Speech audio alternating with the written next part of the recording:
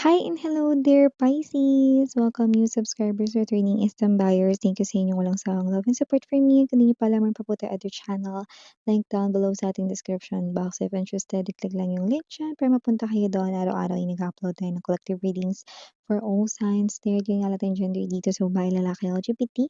Lahat ay welcome. Pwede rin po i-switch ang mga roles dahil possible magpalit-palit. Lahat general reading ito. At the end of the day, lahat ay may free will na free mong gamitin anytime, anywhere. Crosswatchers ni Pisces, welcome ka rin. May Piscean placement sa natal/birth chart, welcome din kayo. Just take only what your needs. Pisces, if interested no, sa ating overall written forecast for your zodiac sign, hanggang February na lang yan available. That's for 1/5 consisting of general messages, love messages, career/business messages, money messages, angel numbers for your extra guidance, and significant events to remember. Dun pumapasok yung sudden changes, transformations, bagay na hindi nyo knows, like surprises, na pwedeng lumabas doon. Okay, so let me see. Okay, mag-message lamang mga babes no, sa The High Priestess @gmail.com to avail one. So let us see, Pisces.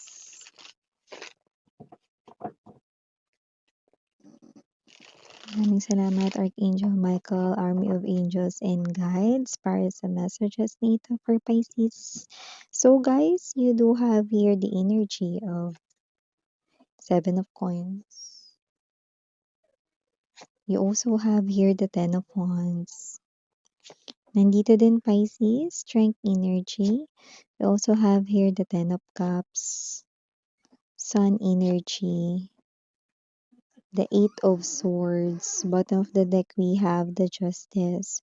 Nandito din ang Three of Wands and the Queen of Swords. Excuse me. Okay, so meron ako nakikita ritong lumalayo na sa'yo dahil posible na hindi na siya katanggap-tanggap sa iyong life. May mga natutunan ka kasi mula rito 'no, sa inyong connection with this person at yun nga ay huwag basta-basta magtiwala 'no. So kung sino man 'to maaaring pinag-traderan gumawa ito ng hindi maganda like I just heard deceive. So this person here could have cheated on you, dinaya niya kayo, iba related sa money, iba related sa love. So this person here nakikita ko na, lumalayo na lang siya para dito 'no, hindi na siya rito makasakit at magdulot ng problema sa inyo. Yeah, yung iba sa inyo this could be your ex-lover pero yung iba maaaring old friend, 'yan 'no. Lumalayo na lang kasi parang hindi mo na maalala kung ano yung ginawa niya rito. Parang ang energy niya rito okey na 'to, kaysa naman 'pag nakikita mo siya naaalala mo lamang yung nagawa niyang hindi maganda. Okay. So this person here owes you an apology. So iba naman, pwedeng bago sila tuluyan na lumisan or lumayo sa'yo, pwedeng mag-sorry muna sila, no? That is what this Three of Wands ay telling me.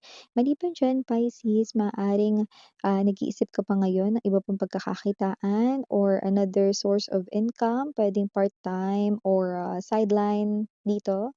Okay, with the Seven of Coins energy para mas makapag-provide ka pa more sa iyong family. Iba naman, hindi naman sa kinakapos kayo, pero parang meron ditong celebration, something dito na happy-happy gathering, 'no, at parang gusto mo 'no na, yun ay hindi lang basta simple. So, puwedeng baka may magbi-birthday ng 18th birthday or baka meron dito 'no na what's this, baka meron ditong okasyon na gusto talagang paghandaan. So, nakita ko 'no, na para lang dun yun nakalaan. So, it's about your family here, maybe a family member celebrating something, okay.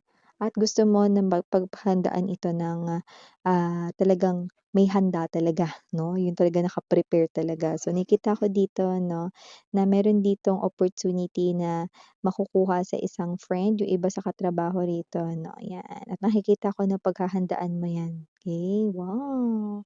So, you are someone here who is very kind.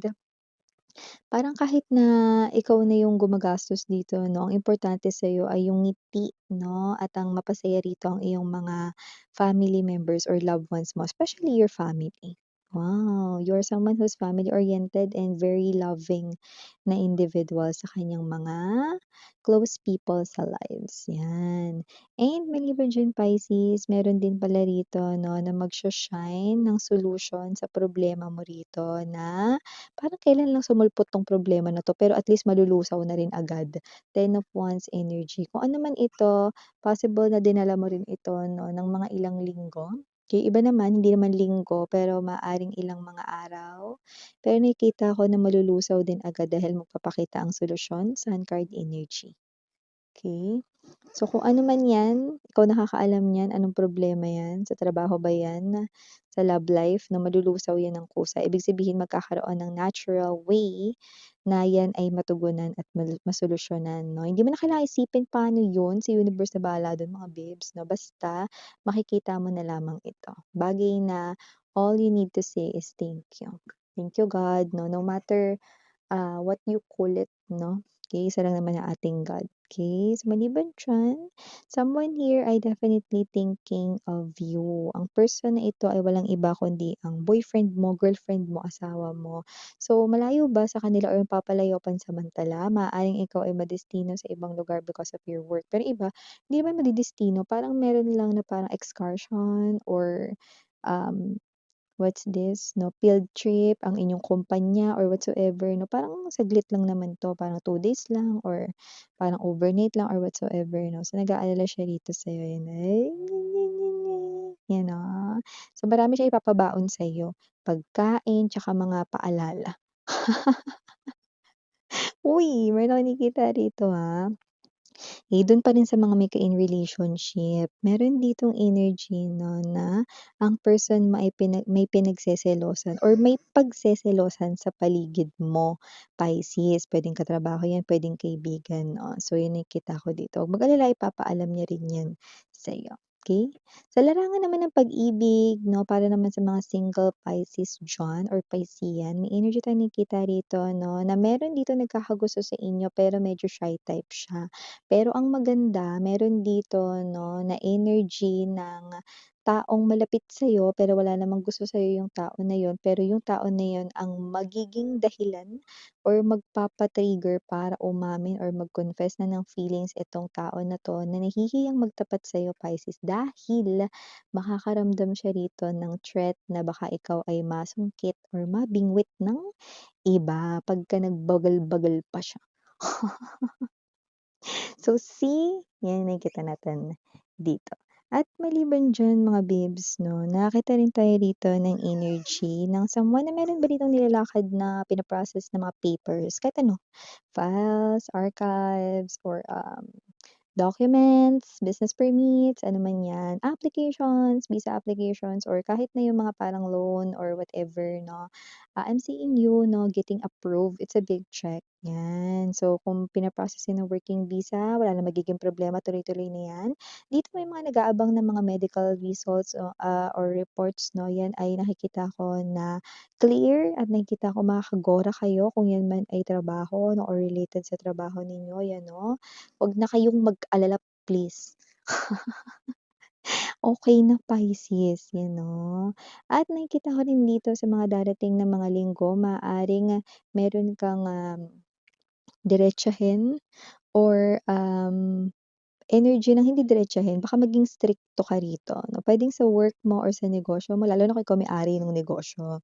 Baka ang mapag-iistriktuhan mo rito 'no ay ang, iyo ritong staffs 'no or mga tao rito 'no under you. Pero yung iba naman kung hindi naman 'to negosyo maaaring may pagstriktuhan ka rito pero para rin naman yun sa taong iyon, okey. Puwedeng anak mo yun kung may anak ka na or, someone 'no na very concerned ka, 'yan. Hindi dahil sa hindi niya maiintindihan yun kundi dahil ayaw mo siya rito na parang mapahamak. So, parang pagsasabihan mo siya kasi para rin naman sa kanyang kapakanan, 'yan. So, may gano'ng klase ng energy, okey?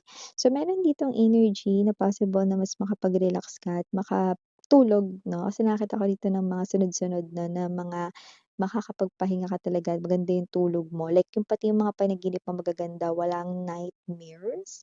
Kaya nakikita ko that you will definitely sleep soundly at very kalmado lang rito ang iyong energy. Bagay na maganda kasi magdudulot yan ng more energy sa mga day-to-day mong ginagawa, ng mga daily routines, daily tasks, 'no, daily works, yan.